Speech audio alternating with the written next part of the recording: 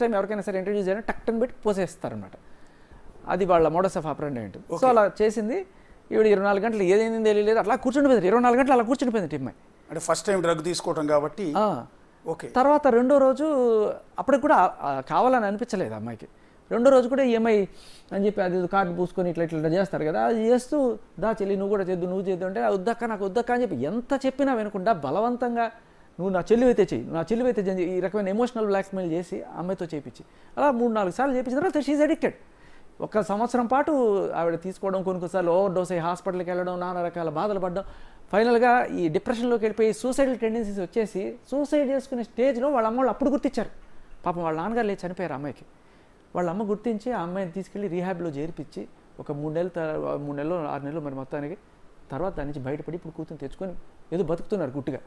వాళ్ళు ఇప్పటికీ బయటికి రావాలనుకోలే, సమాజానికి ఈ జరిగినది తనకు జరిగిన దారుణం ఎప్పుడు చెప్పాలనుకోలే పాపం, ఏదో మా మానాన్న మేము బతుకుతున్నాం అని చెప్పి. కానీ ఈ అమ్మాయి ఇప్పటికీ ఆవిడకి ఫోన్ చేసి, ఈ అమ్మాయి చిన్నపిల్లకి ఫోన్ చేసి నానా రకాలుగా టార్చర్ చేయడం. అయితే ఇంకొక నేపథ్యం ఏంటంటే, ఈ అమ్మాయి ఫ్రెండ్ ఎవరైతే ఫియాన్సీ ఉన్నాడో ఉదయ్, తమ్ముడు అనే చొరవతో వాడు ఫోన్ లాక్కొని వీళ్ళిద్దరికీ సంబంధించిన ఫోటోలు ఇవన్నీ కూడా ఆవిడ దగ్గర పెట్టుకున్నాను. ఫోన్ ఇప్పటికీ ఇవ్వలేదు. ఆ ఫోన్ ఇప్పటికీ ఇవ్వలేదు. నిన్న ఒక లైవ్లో ఆవిడ ఎందుకు మీరు ఉదయం ఫోన్ లాక్కున్నారంటే వాడు నాకు 50,000 ఇవ్వాలి కాబట్టి నేను వాడు ఫోన్ పెట్టుకున్నానని చెప్పి చెప్పింది. క్లియర్గా ఒప్పుకుంది ఆవిడ ఫోన్ ఉందని చెప్పి.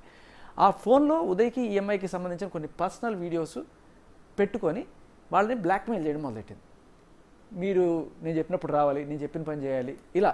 సో వాళ్ళు జుట్టు ఎలాగో చేతిలో ఉంది కదా అని వాళ్ళు పాపం నో ఆప్షన్, కొంచెం ప్రేమగానే మాట్లాడాలి, ఏమన్నా తేడా వస్తే ఇది అవుతుంది చెప్పి. సో అలా 10 సంవత్సరం పాటు ఎప్పుడు పిలిస్తే అప్పుడు రావాలి అమ్మాయి. రాకపోతే ఇంటికి వెళ్ళి ఇల్లంతా పగలగొట్టి, కారు పగలగొట్టి నాన్న బీభత్సం చేస్తుంది. సో అలాంటి స్థితిలో ఈ అమ్మాయి ఇంకొక డ్రామా కూడా ఆడిందిట. నేను ప్రెగ్నెంటు, ఎవరు లావణ్య, నేను ప్రెగ్నెంటు, నాకు ఒక డాక్టర్ చెక్కకి వెళ్ళాలి, నాకు వచ్చి కాస్త సహాయంగా ఉండు అని చెప్పి. 10 రోజులైనా డాక్టర్ చెక్కకి వెళ్ళదు, సేవలు చెప్పించుకుంటూనే ఉంటుందట అండ్ డ్రగ్స్ ఇస్తూ ఉంటుంది.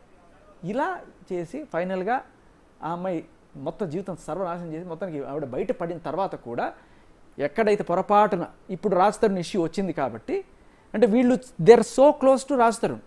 రాజ్ తరుణ్ ఇన్నో ఒకటి తెలుసు, రాజ్ తరుణ్ ఎప్పుడెప్పుడు కొట్టింది, రాజ్ తరుణ్ అవార్డ్స్ ఎలా పగలగొట్టింది, రాజ్ తరుణ్ అవార్డుతో రాజ్ తరుణ్ తల ఎలా పగలగొట్టింది, ఇవన్నీ వాళ్ళకి ఇన్నో డౌట్ తెలుసు. వాళ్ళు ఎక్కడైనా సరే పొరపాటున మీడియాకి వచ్చి చెప్తారేమో అని ఒక భయం ఈవిడలో ఎప్పటి నుంచో ఉంది. అయితే ఈ మధ్య ఒక ఆడియో కాల్ లీక్ అయింది, నిన్నటిది కాదు, ఒక వారం రోజుల క్రితం.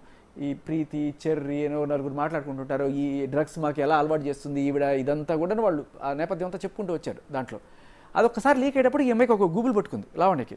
అమ్మో ఎవరు లీక్ చేశారు, వీళ్ళు లీక్ చేశారా, వాళ్ళు లీక్ చేశారా, ఏమైనా సరే నేను వీళ్ళని బెదిరించి చెప్పు చెత్తలో పెట్టుకోవాలి అని చెప్పి ఈ అమ్మాయికి ఫోన్ చేసి, ఆ ఉదయ్కి ఫోన్ చేసి బెదిరించడం.